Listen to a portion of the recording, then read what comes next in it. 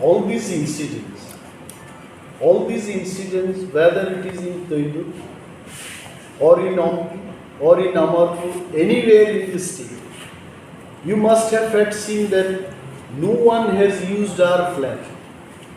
If at all any party program or instruction goes from the High Command, our party people will be using our flag.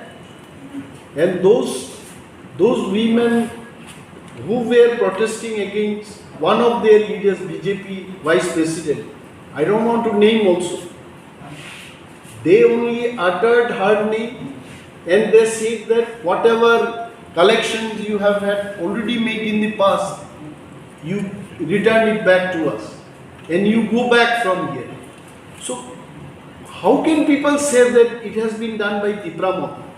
If it has been done by Tipra Motha, I am sure even police would have had tough time yesterday. It has come out from the people only. It is people's protest. It is not the protest by Tipra Motha. This is what we are trying to tell BJP party, that don't blame Tipra Motha for one of your leaders. Everywhere she is getting blocked by the people of Tripura. We are not to be blamed for that.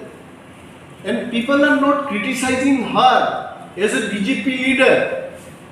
People are criticizing her as a TPF leader.